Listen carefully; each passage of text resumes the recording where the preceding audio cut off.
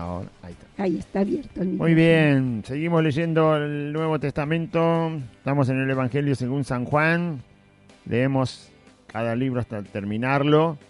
Y así, obviamente, leeremos todo el Nuevo Testamento, que ya, si usted hace poco que está sintonizando los programas, ya hemos leído mucho, casi la mitad de del Nuevo Testamento. Y bueno, si no, igual están todas las grabaciones, aunque va a ir escuchando las más recientes, las que más se han hecho en estos días. Programa anterior habíamos terminado de leer San Juan, el Evangelio según San Juan, capítulo 5, verso, ya le digo, 19 al 26. San Juan, capítulo 5, verso 19 al 26. Y ahora vamos a continuar del verso 27 hasta el 35, porque es muy largo el capítulo. Esta es la parte que vamos a leer hoy. Y así empieza el texto. San Juan 5, 27 al 35. Y también le dio autoridad de hacer juicio por cuanto es el Hijo del Hombre. No os maravilléis de esto, porque vendrá hora cuando todos los que están en los sepulcros oirán su voz, y los que hicieron lo bueno saldrán a resurrección de vida, mas los que hicieron lo malo a resurrección de condenación. No puedo yo hacer nada por mí mismo, según oigo, así juzgo, y mi juicio es justo, porque no busco mi voluntad, sino la voluntad del que me envió, la del Padre. Si yo doy testimonio acerca de mí mismo, mi testimonio no es verdadero. Otro es el que da testimonio acerca de mí, y sé que el testimonio que da de mí es verdadero. Vosotros enviasteis mensajeros a Juan, y él dio testimonio de la verdad. Pero yo no recibo testimonio de hombre alguno. Mas digo esto para que vosotros seáis salvos.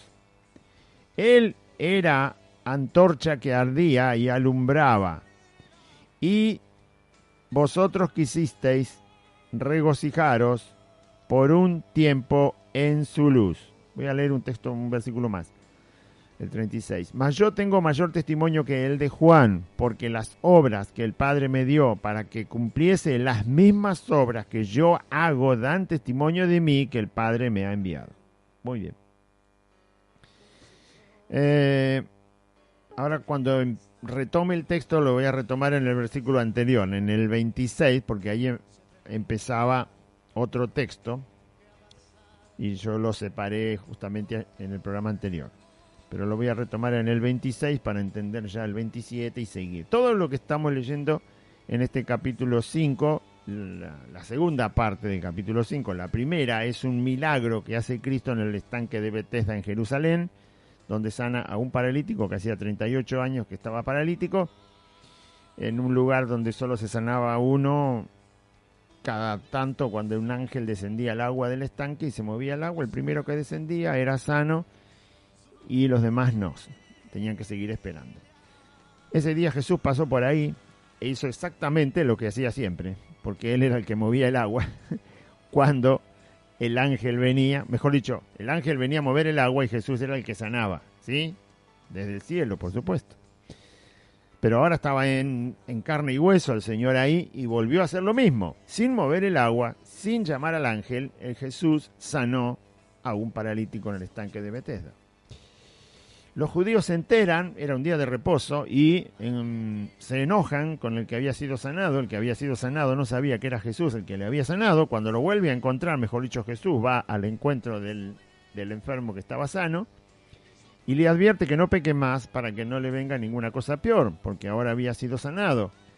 Este hombre, que bueno, no muestra gratitud en ningún momento para con Cristo, va y le avisa a los judíos que ya estaban enojados con Cristo, porque Jesús ya había hecho en una fiesta de una Pascua muchas señales y prodigios, y por lo tanto ya buscaban cómo, los enemigos de Jesús buscaban cómo sacarlo de en medio de Jerusalén, por lo menos, para que no siguiera haciendo esos milagros, tampoco siguiera enseñando. Así que ya estaban exacerbados estos judíos, enemigos de Cristo, y este hombre no tiene mejor idea que ir a decirle a los judíos que el que le había sanado en ese día de reposo era Jesús. Esto pone más nerviosos y más enojados a estos judíos, que lo buscan a Cristo en medio de la ciudad y por lo tanto lo enfrentan diciéndole que en el día de reposo no se podía sanar porque se quebrantaba el día de reposo, y Jesús les responde que mi Padre hasta ahora trabaja y yo trabajo. Obviamente estaba diciendo que es igual a Dios y que hace lo mismo que hace su Padre. Y más se enojaron los judíos todavía y estaban tramando cómo matarlo, porque decía que Dios era su Padre, por lo tanto se estaba haciendo igual a Dios. Y también se enojaron porque quebrantaba el día de reposo, según ellos. Jesús no lo quebrantó nunca. ¿Y qué pasa? Que ellos no entendían bien la ley, la interpretaban a su antojo.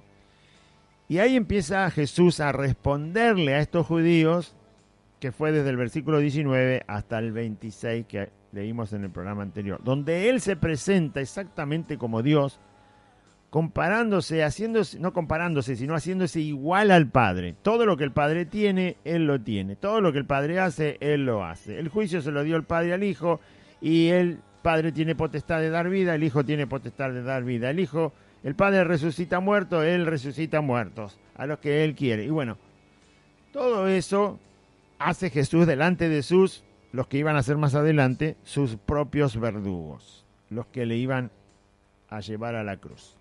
Y sigue hablando el Señor en el capítulo 5. Y es ahí donde retomamos el versículo 26 para seguir. Se está presentando como el Hijo de Dios y como Dios mismo, infaliblemente como Dios mismo, como su Padre, igual Él, y no solo igual en esencia, sino en lo que hace, en la voluntad, en el poder, en la decisión, en el juicio y en todas las cosas. Igual, no hace a menos su persona como Dios delante de la persona de su Padre. Y los judíos, se imagina cómo estaban, ¿no? Enojados, si se le pudiera ver la cara, ya estaban morados, no rojos de odio. Y Jesús sigue hablando. Y sigue expresando esta verdad. Vamos entonces. San Juan capítulo 5, verso 26. Porque como el Padre tiene vida en sí mismo, ¿quién tiene vida en sí mismo? El Padre. El Padre no es creado, sino que es Dios, siempre, eternamente fue Dios y eternamente será Dios. No tiene principio, no tiene fin, no es creado. Él tiene vida en sí mismo. No depende de nada, ni de nadie, ni de ninguna cosa, ni de ningún evento, ni tiempo, ni nada, de ninguna circunstancia, de ninguna cosa. No depende de nada Dios porque Él tiene vida en sí mismo. Entonces, porque el Padre, Él es el sustento de sí mismo, para que entiendan, ¿no? Nosotros no somos el sustento de nosotros mismos. Nosotros necesitamos comer, beber agua, que nos dé el rayo del sol, descanso, actividad, porque si no el cuerpo se degenera. Necesitamos un montón de cosas. Nosotros no dependemos de nosotros mismos, dependemos de toda la creación que Dios nos puso alrededor. Pero Dios Él es, para que se entienda, Él es el sustento de sí mismo, no necesita nada. Es Dios, vive en sí mismo, como dice ahí, tiene vida en sí mismo. Así también ha dado al Hijo el tener vida en sí mismo. ¿Se da cuenta que Jesús dice que es igual que el Padre? Porque si el Padre tiene vida en sí mismo, el Hijo también tiene vida en sí mismo. Ni una diferencia hay entre el Padre y el Hijo en cuanto a su divinidad y el hecho de la naturaleza de Dios que está en Él, en Cristo. Verso 27. Y también le ha dado autoridad el Padre al Hijo, dice, y también le dio autoridad de hacer juicio por cuanto es el Hijo del Hombre. Unos versículos antes, Cristo había dicho que el Padre a nadie juzga, sino que todo el juicio se lo dio al Hijo, para que todos honren al Hijo como honran al Padre, y el que no honra al Hijo no honra al Padre que le envió. Bueno, todo el juicio el Padre se lo dio al Hijo. Acá Jesús vuelve a hablar del juicio, pero ahora es el hacedor del juicio, es el ejecutor del juicio, porque un juez puede ser juez y quizás no juzgue a nadie en toda su vida porque no le traen ningún caso. O sea, nunca va a ejercer el juicio supongamos, ¿no? Es una cosa que uno imagina. O sea, uno puede ser juez, pero si no tenés ningún caso, nunca vas a juzgar a nadie. Entonces, una cosa es ser juez, otra cosa es hacer el juicio. Ejecutar la función de la autoridad que se tiene. Jesús habló que el Padre le dio todo el juicio a él. Y ahora habla de que el Padre le dio autoridad, como le dio el juicio, le dio autoridad de hacer el juicio, de llevar adelante el juicio. Cristo es juez y tiene la autoridad de hacer el juicio conforme al juez que es, soberano juez. Y también le dio autoridad de hacer juicio. ¿Por qué? Dice Jesús. Porque es el Hijo del Hombre. ¿Quién juzgará a todo hombre? ¿Quién juzgará a cada uno de los individuos de la raza humana desde el primero hasta el último? ¿Quién juzgará a todo hombre? Jesucristo va a hacer ese juicio. Jesucristo es el que va a hacer ese juicio. Dios le dio la autoridad de hacer ese juicio porque Él es el Hijo del Hombre. Lo que quiere decir es que Jesús es Dios que se hizo hombre para salvar al hombre, para salvar a cualquiera que sea raza humana, individuo, varón o mujer. Él se hizo hombre para salvar al hombre, pero al mismo tiempo es Dios, se le dio el juicio y Él va a ejercer el juicio sobre todo ser humano, porque Él se hizo hombre. Siendo Dios, se hizo hombre y por lo tanto tiene el juicio en su mano para que todo hombre pase delante de Él y delante de su juicio. Él tiene la autoridad de hacer juicio a cada ser humano. Cuando llegue el momento, Él es el juez. Bien, así que esos que le estaban enfrentando, sus propios verdugos, que lo estaban escuchando y que lo odiaban, y si no lo mataron en ese momento porque estaban en público, si no lo hubieran, que varias veces lo quisieron matar, pero no era el día que Jesús tenía que morir, ni la forma tampoco. Así que ellos también van a pasar, le está diciendo que ellos también van a pasar un día delante de Cristo, siendo Él el juez soberano de cada individuo, de cada persona. En un tiempo futuro, ellos van a pasar delante del Señor, uno por uno, y Él los va a juzgar. Eso les está diciendo. De una manera indirecta, pero se los está diciendo. Directa e indirecta al mismo tiempo. Dice, todo hombre pasará por delante de Cristo. Cuando nosotros hablamos con la gente y tenemos que llevarle el Evangelio, tenemos que saber que toda persona va a pasar delante de la presencia del Hijo de Dios para ser juzgado por Él. Él es el que tiene la autoridad para hacer juicio a cada individuo. Aquí en el mundo quizás esos individuos serán grandes, poderosos, reconocidos, todo lo que usted quiera, lleno de dinero, no importa. Un día van a pasar delante del Señor y el Señor va a ser el juez de él. Y si esa persona no se arrepintió y no le entregó su vida a Cristo, ese día Cristo va a ser su juez. Y aquellos que se hayan arrepentido en esta tierra, humillado delante del Señor, y le hemos entregado nuestra vida a Cristo para que Él tenga misericordia de nosotros, Él también va a ser juez, pero va a juzgar nuestra vida como hijos de Dios en la tierra. Al resto va a juzgarlos como hombres que rechazaron a Cristo. El Señor también nos va a hacer pasar por un tribunal y también es Él el que decide como juez. Pero a nosotros nos pasa por un tribunal para que rindamos cuenta como hijos suyos en la tierra mientras vivimos en la fe en Jesús. Y a los otros nos pasará por un juicio directamente. Todo hombre y toda mujer pasará por un juicio delante de Cristo y Él decide. Él decide. Jesús decide. El Padre le dio toda la autoridad para hacer el juicio a cada hombre, a cada mujer. Por eso hoy es el día en que usted tiene que correr a los pies de Cristo. No os maravilléis de esto, dice, porque vendrá hora está hablando de que Él va a hacer el juicio, porque el Padre le dio la autoridad de hacer todo el juicio a todo ser humano. No os maravilléis de esto que Él le está contando. Porque, o mejor dicho, está revelando. Porque vendrá ahora cuando todos los que están en los sepulcros, ¿cuántos? 2, 3, 1.000.000, 5, 5.000 que eran de una iglesia, los otros que no son creyentes, ¿cuántos? ¿Cuántos? Todos.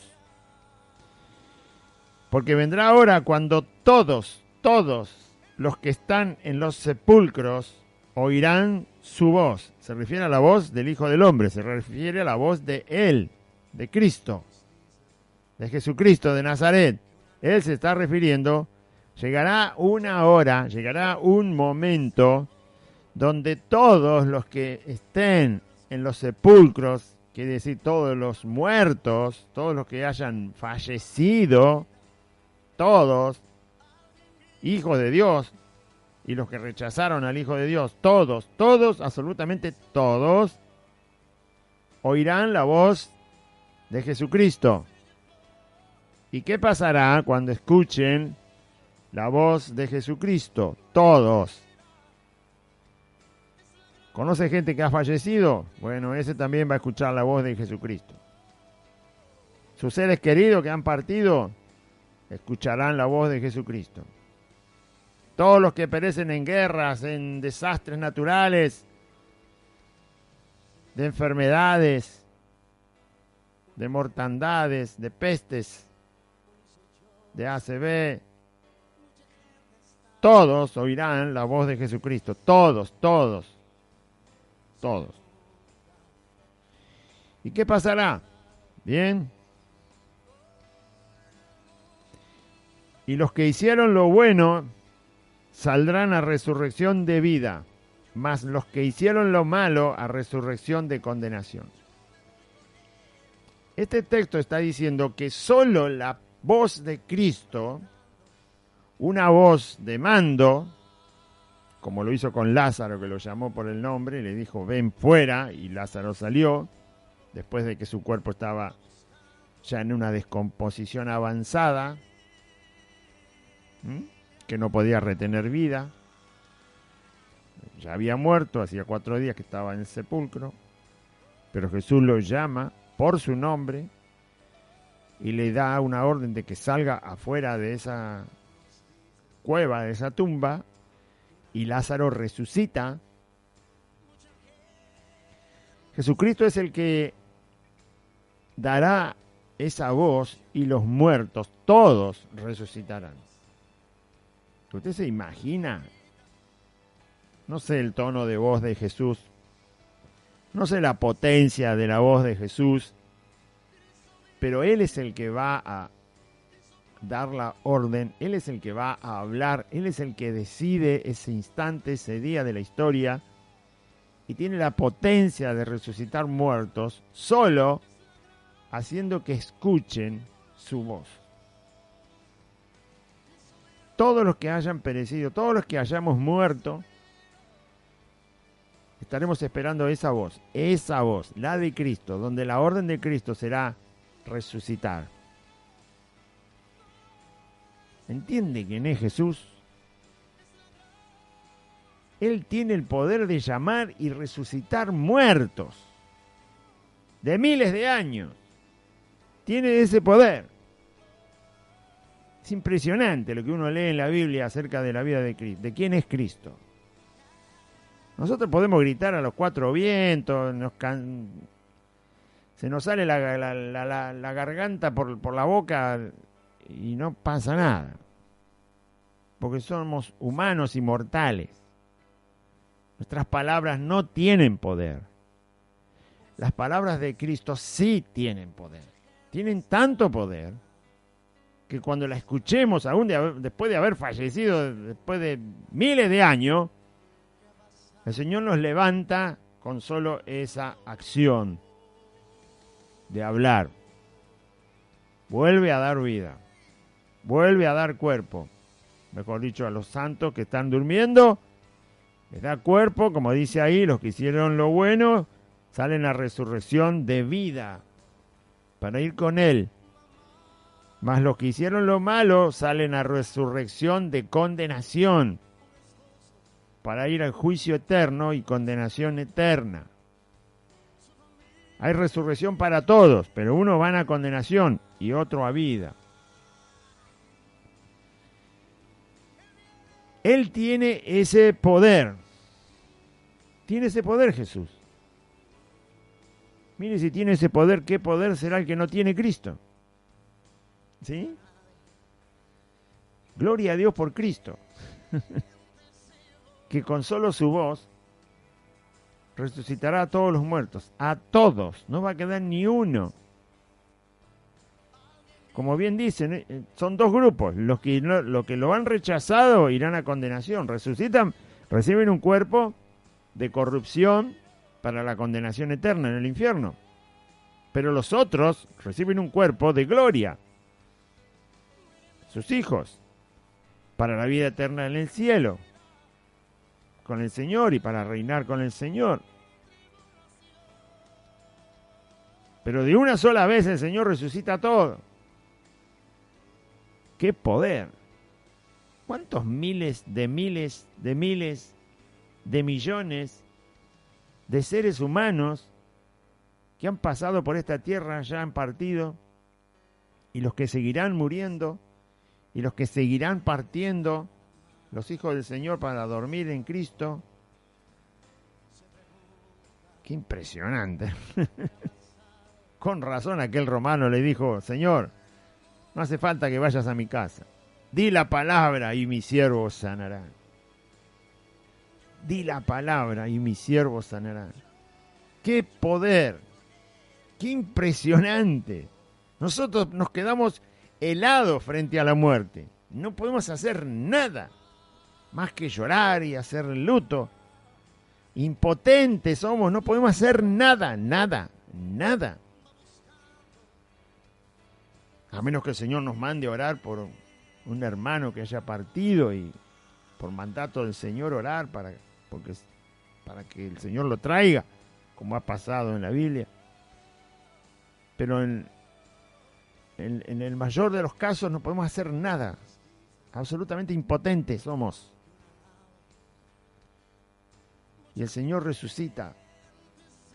Cuando escuchen la voz del Hijo de Dios, dice Jesús, todos los que estén en los sepulcros, todos los que hayan muerto, no importa dónde estén, resucitarán.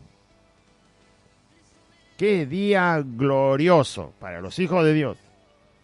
¡Qué día terrible para los que rechazaron al Hijo de Dios! Pero eso va a pasar. Nosotros los que hemos recibido a Cristo, creemos exactamente cada letra que está aquí escrita. El Señor hablará un día y todos resucitarán.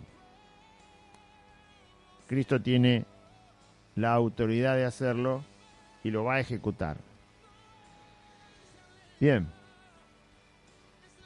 Y los que hicieron lo bueno saldrán a resurrección de vida. No es que hicimos lo bueno porque cruzamos la ancianita en el semáforo, ni tampoco que hicimos lo bueno porque le llevamos una vianda a alguien que no tenía de comer. ¿Sí? No se está refiriendo a eso, ¿no? No. El mismo Evangelio de Juan dice que los que practican la verdad, la condenación es que la luz vino al mundo, pero los hombres amaron más las tinieblas que la luz, porque sus obras eran malas, y el que hace lo malo no quiere venir a la luz para que sus obras sean reprendidas. Mas el que practica la verdad viene a la luz para que sea manifiesto que sus obras son hechas en Dios. El que viene a la luz, el que se arrepiente y cree en Jesucristo, de ahí en adelante viene a la luz, vive con Cristo, vive en Cristo, escucha a Cristo, hace lo que dice Cristo. Por lo tanto, sus obras no son propias, sino son las obras, son hechas en Dios. Dios prepara las buenas obras para que nosotros andemos en ellas. Estos buenos que resucitan para vida son los arrepentidos, los pecadores arrepentidos que se refugian en la gracia de Dios y creen en Jesucristo para ser salvos. Y caminamos en esas buenas obras que las preparó Dios, no las armamos nosotros. Dios. Si nosotros podemos hacer una buena obra que coincide exactamente con la voluntad de Dios, la preparó Dios, no la armamos nosotros, no es fuerza humana. Pablo dice, todo lo que he hecho, lo he hecho por la gracia de Dios, porque Cristo está en mí. O sea, es Cristo en nosotros. Es Dios en mi vida, por eso. Por la gracia de Dios en mi vida es que pude hacer y puedo hacer todo lo que hago. No eran obras propias. Se daba cuenta que era el poder de Dios en él. El poder del Cristo resucitado hacía en él las cosas. Si no, no lo hubiera podido hacer Pablo. No hubiera hecho nada. Si no era la gracia de Dios en él, si no era el poder de Jesucristo vivo en Pablo, Pablo no hacía nada. Nada de todo lo que hizo. Humanamente no lo puede hacer nadie lo que hizo Pablo. Era Dios haciéndolo con su poder a través de la vida de este varón llamado Pablo. Esos son los que resucitan, los que Jesús dice lo que hicieron lo bueno luego que se arrepintieron y Dios lo tomó en su mano para que anden por las obras que Él preparó. Si no, no hacemos nada bueno. Bueno, no hay ni uno. Mas los que hicieron lo bueno saldrán a resurrección de vida. Mas los que hicieron lo malo siempre hicieron lo malo. Y nunca vinieron a la luz, lo dice San Juan ahí, en el mismo evangelio que estamos leyendo. Y esta es la condenación, que la luz vino al mundo, pero los hombres amaron más las tinieblas que la luz, porque sus obras eran malas. Y no vienen a la luz, no quieren venir a la luz para que sus obras no sean reprendidas. Es decir, siempre hicieron lo malo y nunca se arrepintieron.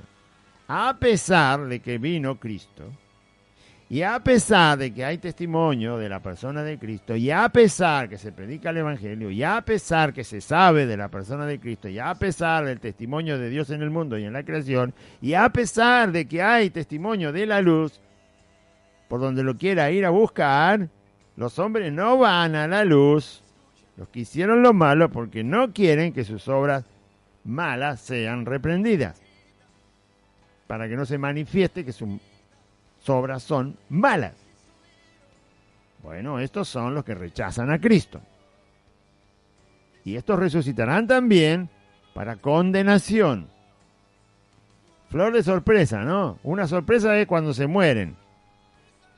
Quizás se esté muriendo ahora, mañana, pasado. Ahí se va a llevar una sorpresa el alma del malo que no quiso venir a Cristo.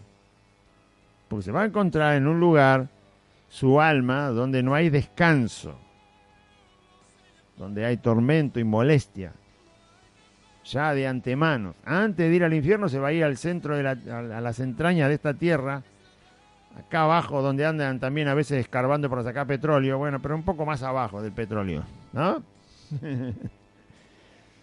Más abajo de donde está el petróleo, que está como a varios miles de metros ahí abajo, más abajo ahí los tiene el Señor encerrados. ¿Por qué lo tiene encerrado ahí? Porque el hombre es de la tierra, no leyó nunca el Génesis. ¿Que Dios de qué hizo al hombre? ¿No lo hizo de tierra? Después que lo hizo de tierra, le sopló aliento de vida en su nariz y el hombre fue un ser viviente. Bueno, ¿de dónde es el hombre? Es de la tierra. Y cuando se muere, ¿a dónde tiene que ir? A la tierra. Su cuerpo va a la tierra, su alma queda en la tierra hasta que haya juicio. Los hijos de Dios no, porque los hijos de Dios, dice Pablo, que están sentados con Cristo en los lugares celestiales. Vosotros no sois del mundo, le dijo Jesús a sus discípulos. Yo os saqué del mundo. Si Jesús no hubiera dejado en el mundo, nosotros también éramos de la tierra, moríamos, íbamos a las entrañas de la tierra hasta que llegue el día del juicio, porque como la tierra también va a ser destruida, entonces no va a dejar Dios a nadie, a ningún alma acá en la tierra, porque la tierra va a ser destruida y no se va a hallar lugar para la tierra. Por lo tanto, como tienen que ir a juicio, los va a sacar de acá, de donde están ahora, en las entrañas de la tierra. Pero porque ellos rechazan a Cristo, siguen con la condición terrenal. El primer Adán tienen. Y el primer Adán es terrenal, de la tierra. Así que si se muere hoy alguien que no tiene a Cristo, tiene la naturaleza de Adán solamente, no tiene otra naturaleza. Como es de la tierra y es terrenal, su alma va a ir a un tormento en las entrañas de la tierra, porque pertenece a la tierra. Pero los hijos de Dios, vuelvo a repetir, dice Pablo, fuimos resucitados con Cristo, morimos con Cristo, resucitamos con Cristo y fuimos sentados en los lugares celestiales con Cristo y estamos escondidos en los lugares celestiales con Cristo Jesús. Nosotros no somos ya más terrenales. Pertenecemos a lo celestial. Así pues, si habéis resucitado con Cristo, buscad las cosas de arriba donde está Cristo sentado a la diestra del poder de Dios. Nosotros pertenecemos a lo celestial, a lo del cielo. Por eso cuando muere un hijo de Dios hoy, no queda acá en el fondo de este planeta, donde están las almas que van a ir a la condenación eterna. No, el alma de un hijo de Dios va a la presencia de Cristo, en un lugar celestial, a un descanso en paz en la presencia de Cristo, a lo cual el Señor llama dormir. A una semiconciencia de descanso, pero que se percibe la paz y la presencia de Cristo. No queda en la tierra porque el Hijo de Dios tiene ahora la naturaleza del segundo Adán, que es del cielo, dice la Biblia. El segundo Adán es Cristo. Él es del cielo. Los que creímos en Cristo ahora tenemos la naturaleza del segundo Adán, que es del cielo. Nosotros morimos y somos del cielo, por lo tanto no nos deja el Señor nuestra alma en el fondo de esta tierra. No en el fondo, en las entrañas. ¿Sí? Para nosotros, buena noticia cuando nos vamos. Nunca más pisamos esta tierra. Hasta que el Señor nos venga como Rey soberano, no volvemos. Nuestra alma derechito al descanso con el Señor en su presencia. Pero no aquí, en el cielo, en algún lugar celestial que el Señor tiene para que esperemos la resurrección. Amén. Así que vuelvo a leer el versículo y seguimos. No os maravilléis de esto, porque vendrá hora cuando todos los que están en los sepulcros oirán su voz, y los que hicieron lo bueno saldrán a resurrección de vida, mas los que hicieron lo malo a resurrección de condenación. Verso 30. No puedo yo hacer nada por mí mismo, dice Jesús, sino que según oigo, así juzgo, y mi juicio es justo. Porque no busco mi voluntad, sino la voluntad del que me envió, la del Padre. Jesús dice que él, en otro pasaje de los evangelios, dice que él no juzga según las apariencias, porque si no se hace un juicio equivocado y errado. También dice que no juzga a él solo, sino juzga a él y el Padre. Jesús juzga según oye las palabras del Padre. El juicio que hace Cristo sobre las cosas, cuando usted lo ve al Señor, es según la voluntad del Padre, es según las palabras del Padre, es según la naturaleza que Dios tiene. Por eso Jesús perdonó a aquella mujer que le trajeron para que la condenara a muerte, que era una adúltera sorprendida en el acto del adulterio, se la trajeron a propósito, querían que Jesús se equivocara o hiciera un mal juicio sobre la mujer, y Jesús juzgó todo el asunto según oye al Padre. Y le dijo a toda la gente, el que esté libre de pecado, que sea el primero que empiece a arrojar piedra para matar a esta mujer. Y ninguno quiso tirar ninguna piedra.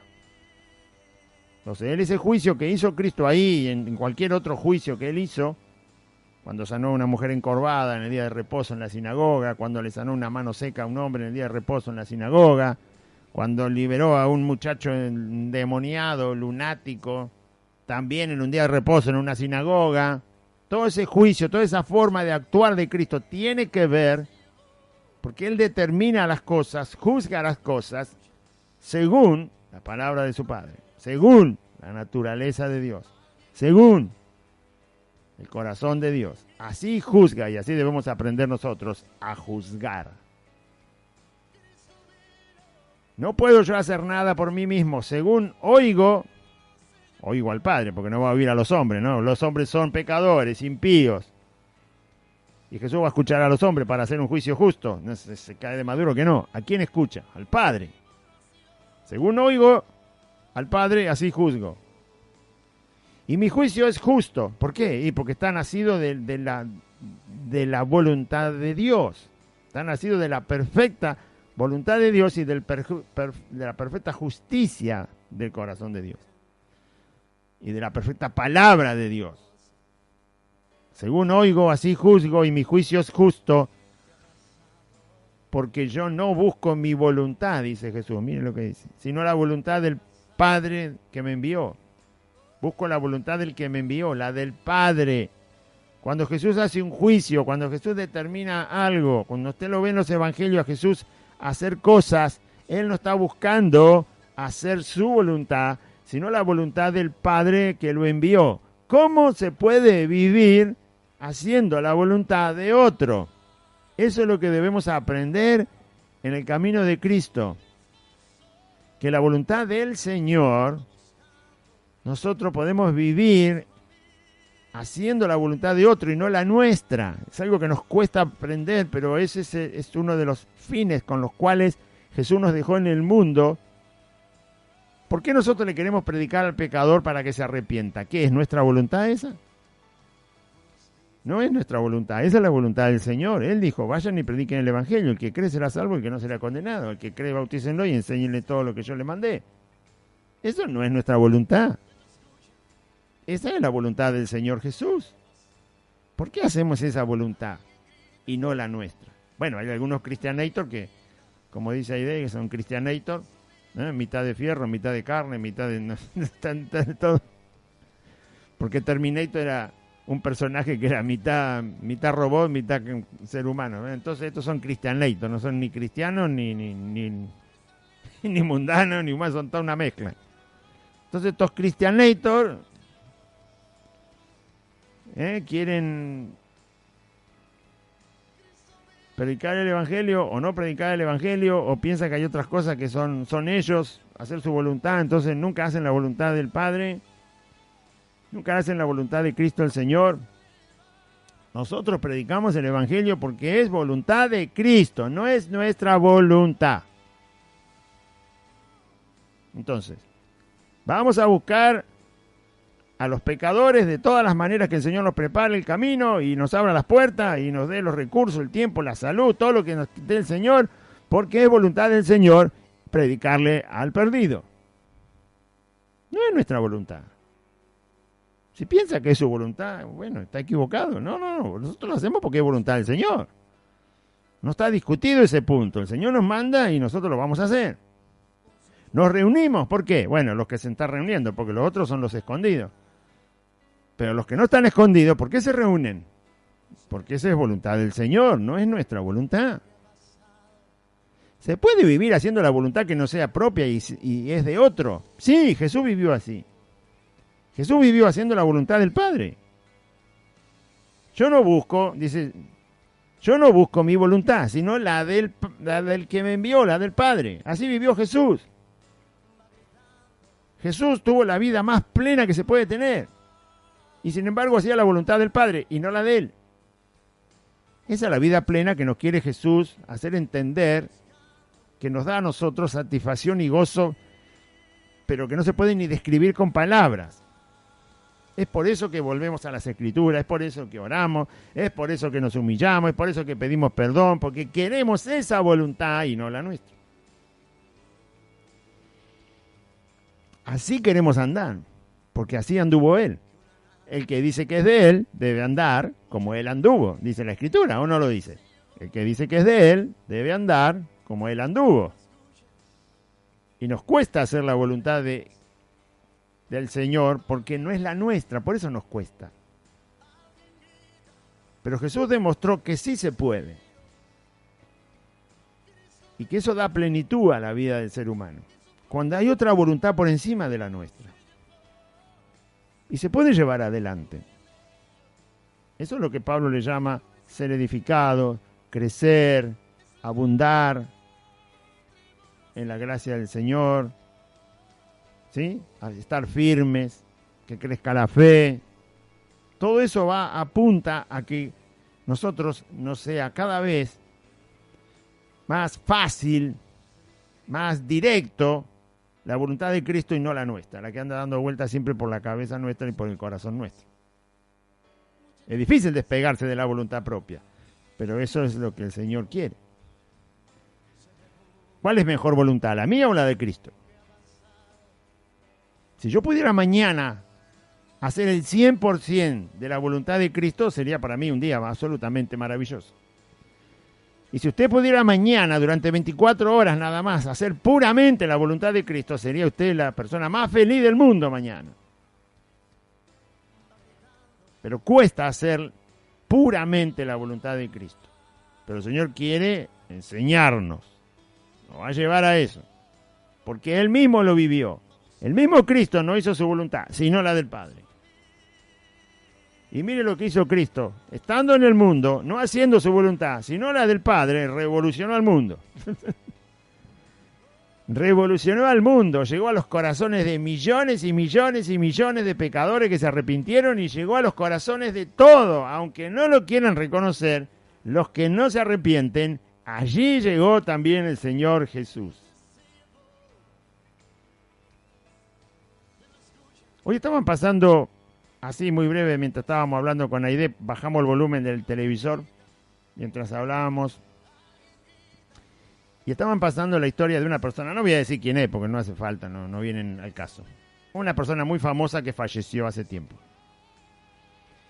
Y mientras pasaban las imágenes, que no tenía el sonido porque lo bajamos, mientras hablábamos, yo giré la cabeza porque el televisor estaba atrás mío, y vi que esta persona, estaban pasando escenas de cuando estaba vivo, esta persona tenía una chaqueta, una campera, esas.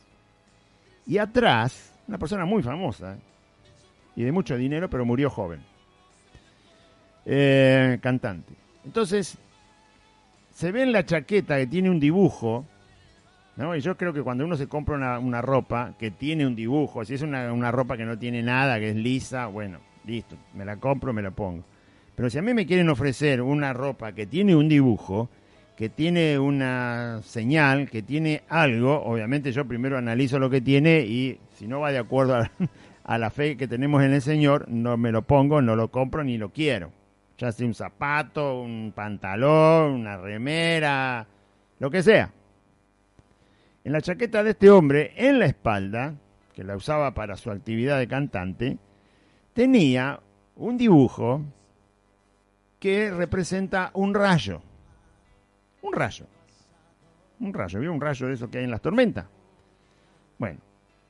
Ahora, ¿usted se cree que esta persona no sabe lo que significa ese símbolo? Que justamente se usa en el ámbito de los cantantes. ¿Sabe lo que significa ese rayo? No lo sabe. Los símbolos tienen un significado, así como la bandera, que es un símbolo, tiene un significado.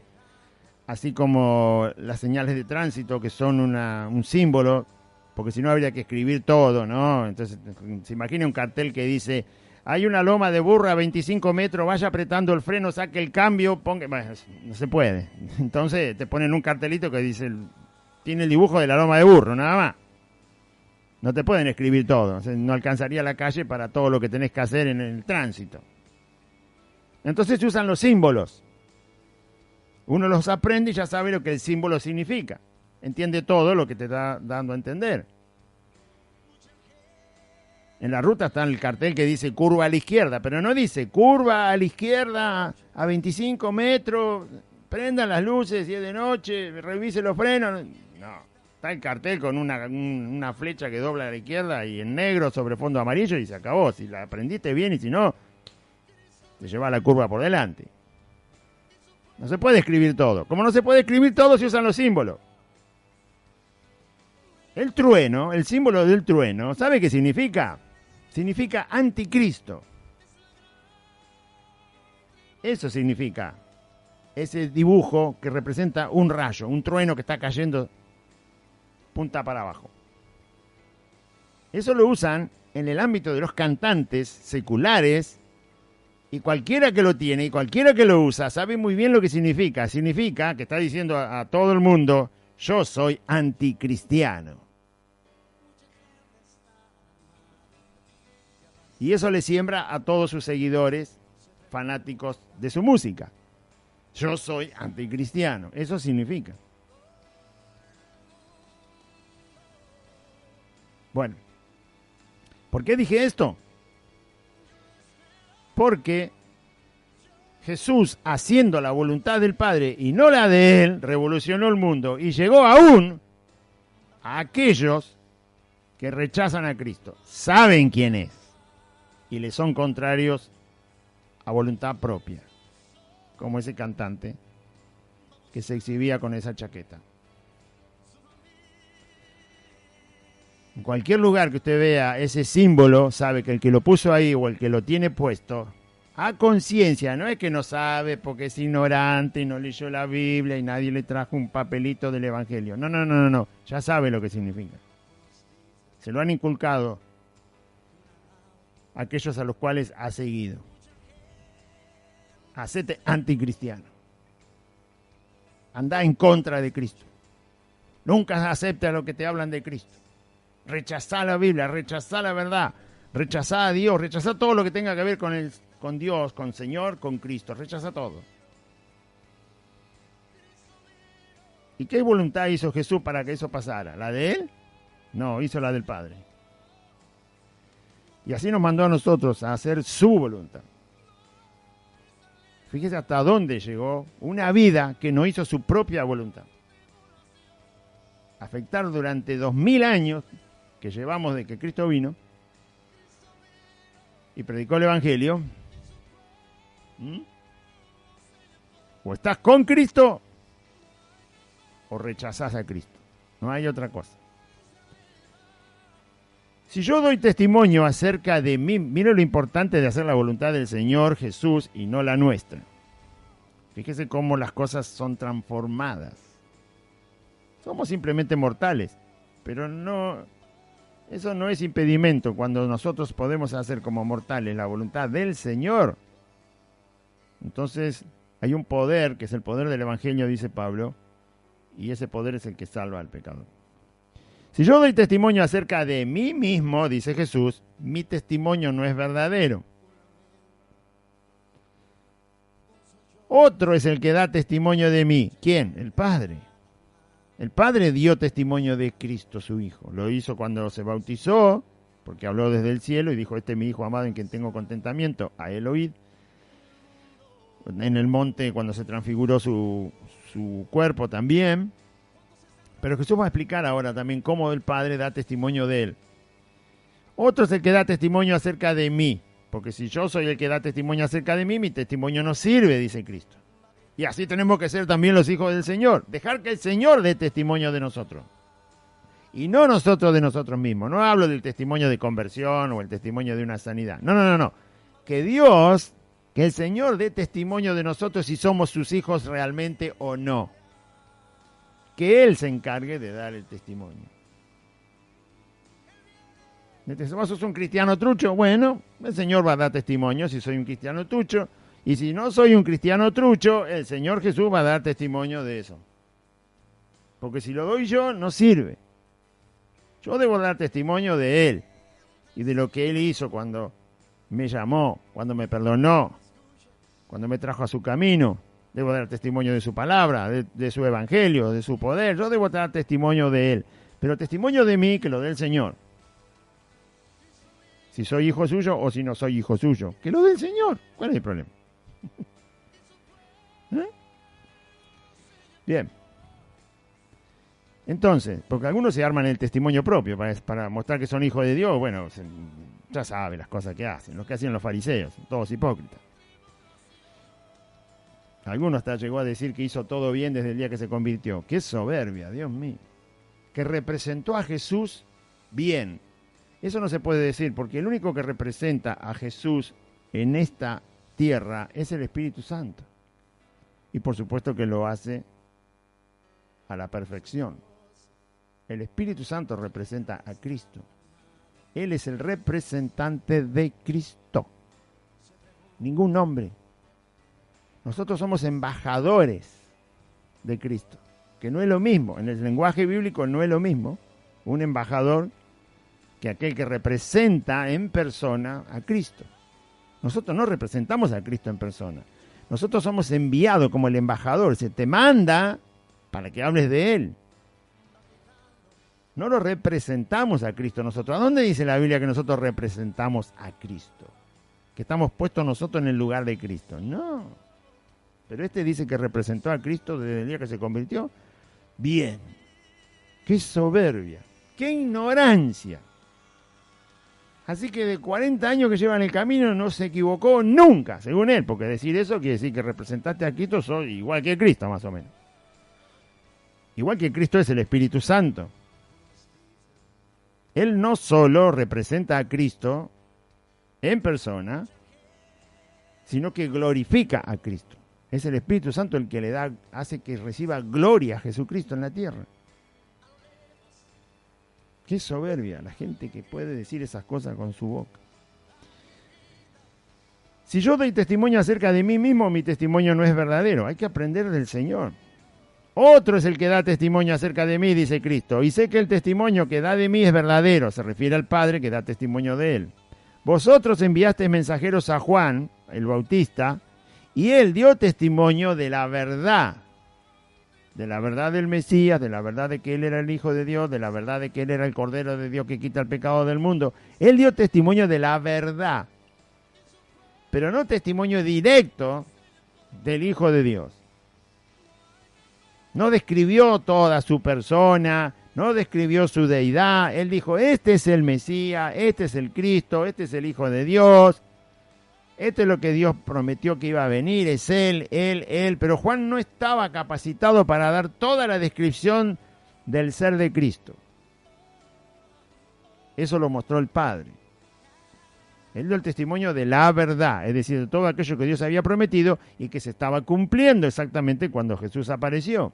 Sí dijo que era el Hijo de Dios, sí dijo que era el Mesías, sí dijo que era el Cordero de Dios que quita el pecado del mundo. Pero yo no recibo testimonio de hombre alguno. Mas digo esto para que vosotros seáis salvos. ¿Por qué dice eso Jesús? No es que yo necesito el testimonio de Juan para que se sepa quién soy específicamente. Pero Juan sí dio testimonio de la verdad, de las profecías de Dios acerca de mi persona. Juan las señaló. Y aunque yo no necesito testimonio de hombre, lo digo para que ustedes sean salvos. ¿Por qué les dice para que ustedes sean salvos? Porque Juan anticipó que Jesús era el Hijo de Dios. Si ustedes le hubieran creído a Juan, si ustedes le creen a Juan lo que le escucharon decir a Juan el Bautista,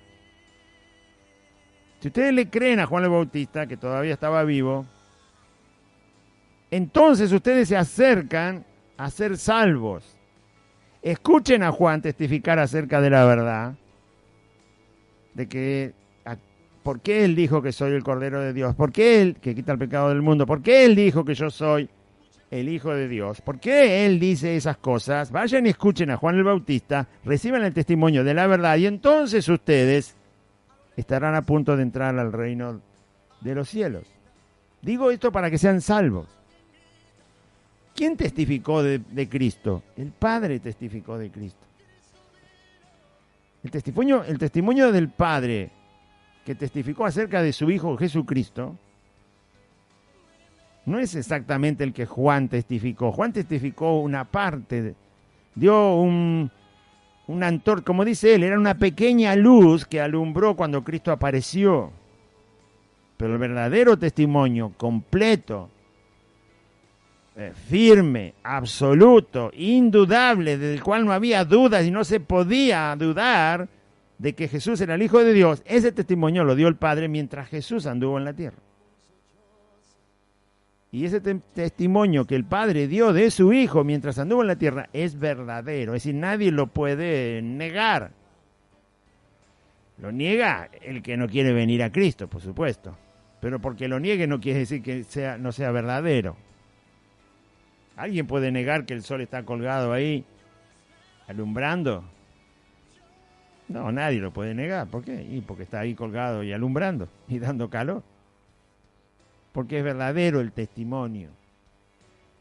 Podés ir a esconderte en la cueva más oscura del mundo y vivir ahí toda la vida, pero eso no va a hacer que el sol desaparezca y que el resto de la gente diga que el sol no está ahí. Vos vas a decir que no está ahí porque te encerraste en la cueva más oscura del mundo. Pero eso no es verdad. Tu testimonio no es verdadero.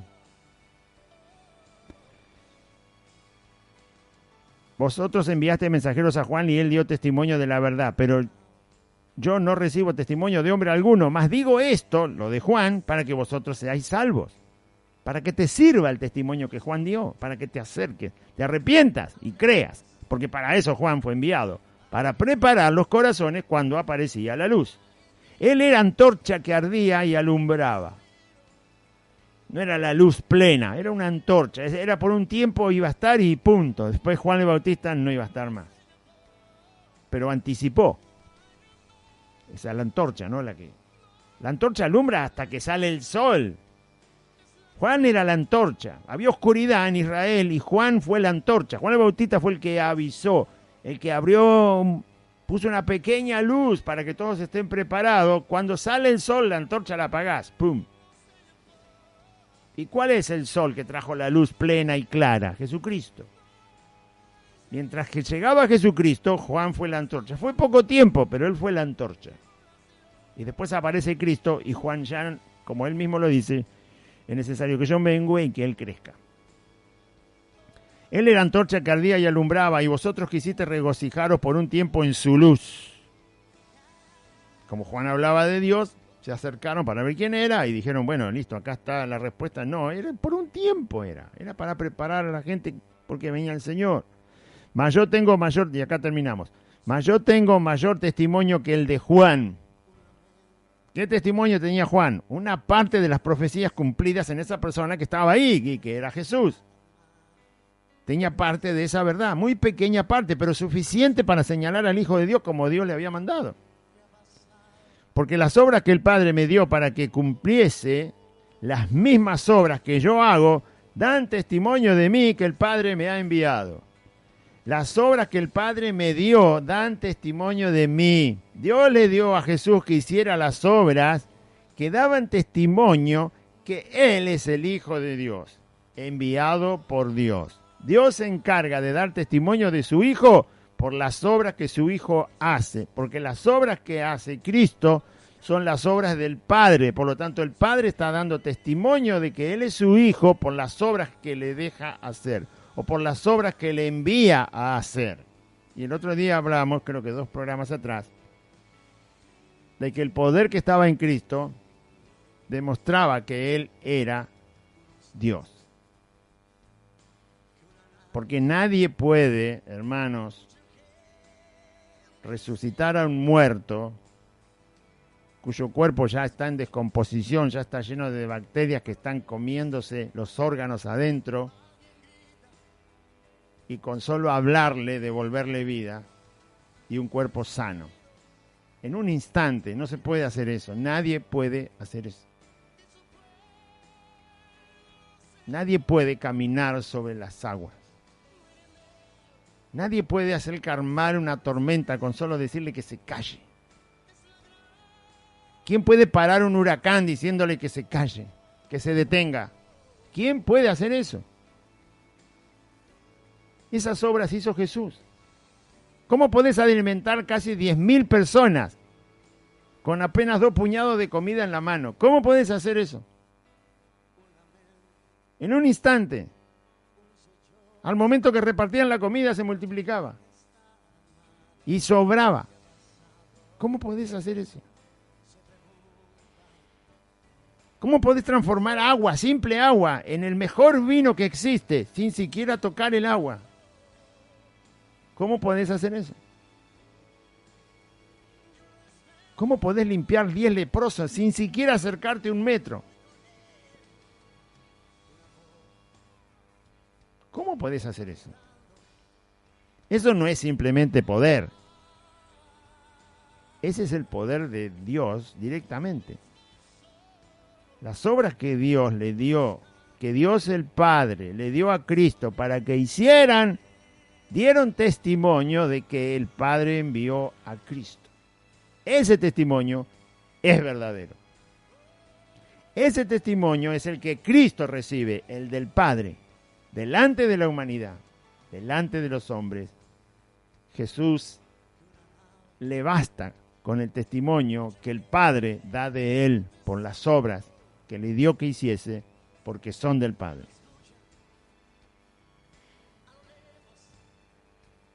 Dejemos que el Señor dé testimonio de nosotros, por lo que nos mande a hacer. Si hacemos la voluntad del Señor, entonces eso estará dando testimonio. Dios mismo, el Señor mismo estará dando testimonio de si somos sus hijos. Si atendemos a su voluntad. No los hombres. Los hijos del Señor no necesitamos que los hombres den testimonio de nosotros. No necesito que alguien me diga, Claudio es un sinvergüenza, no es un hijo de Dios. O que por el otro lado venga alguien y diga, Claudio sí, no es un hijo de Dios. No necesito ninguno de los dos testimonios. Y usted, si es un hijo de Dios, tampoco necesita ninguno de los dos testimonios, porque Pablo lo enseña. Por mala fama, por mala fama, por buen nombre, por mal nombre, yo predico el Evangelio. El Señor era el testigo de él, de Pablo. No era un sinvergüenza, no es que decía, ¿qué me importa lo que hago? Si total... No es esa la conclusión. Él dice, los hombres me hacen mala fama, pero yo tengo que obedecer a Cristo y llevar su Evangelio. Y en eso me ocupo. No que la mala fama me detenga. Y si tengo buena fama, eso tampoco me detiene. Yo tengo que hacer lo que Cristo me manda a hacer. Así que por mala fama, por buena fama, por mal nombre, por buen nombre, eso no lo cambiaba a Pablo. Él sabía que el testimonio que servía, el único testimonio que sirve para nosotros los creyentes, es el que Cristo da acerca de nosotros. Ese es el único testimonio que sirve. No sirve el de los hombres. Porque los hombres pueden observar mal, pueden observar bien, pueden entender mal, pueden entender bien, pueden hacer un análisis correcto o un análisis incorrecto. Entonces nunca uno está seguro del análisis y de las cosas y el testimonio que puedan dar los hombres acerca de los hijos de Dios que le obedecen a Cristo y llevan su evangelio.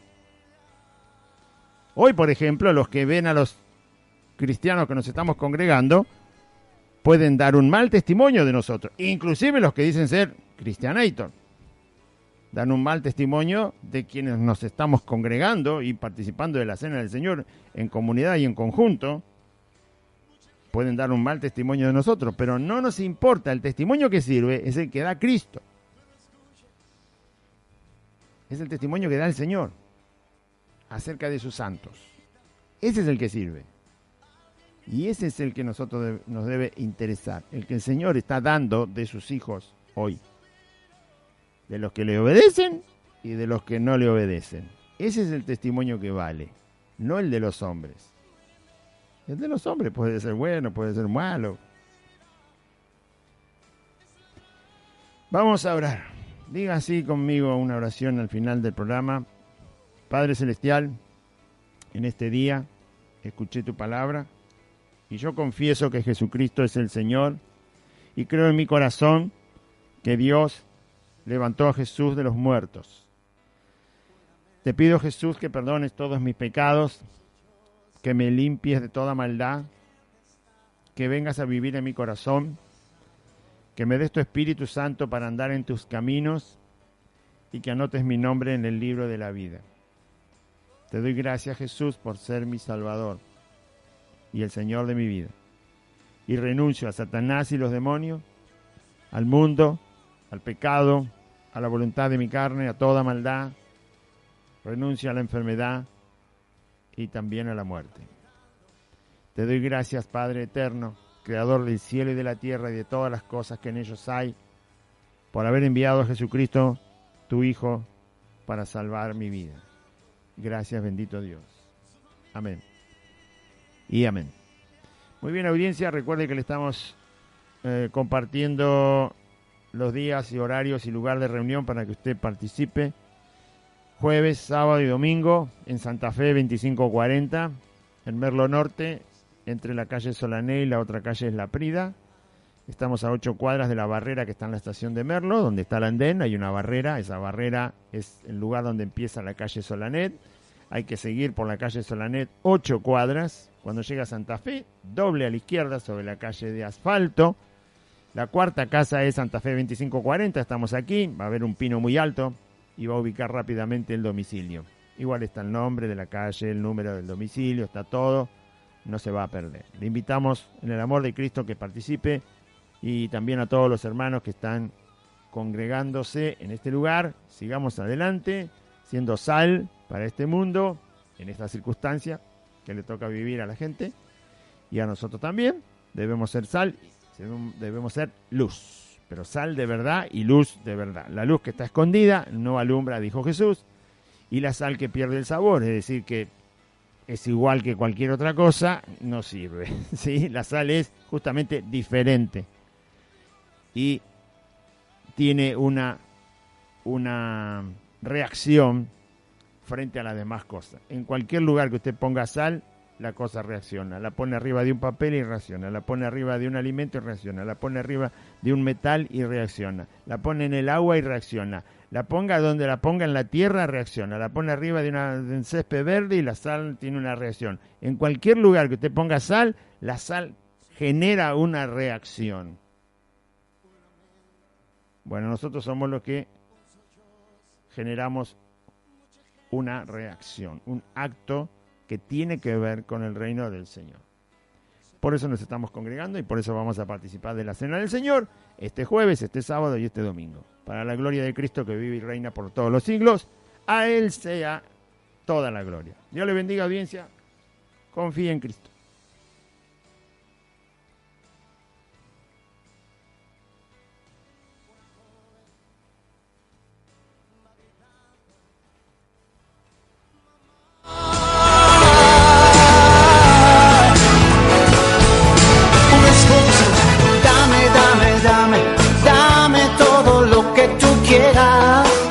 Hasta aquí compartimos Buenas Nuevas, un programa evangelístico, dinámico, reflexivo, pensado en usted y hecho con amor. Buenas Nuevas, creado y conducido por Aide y Claudio.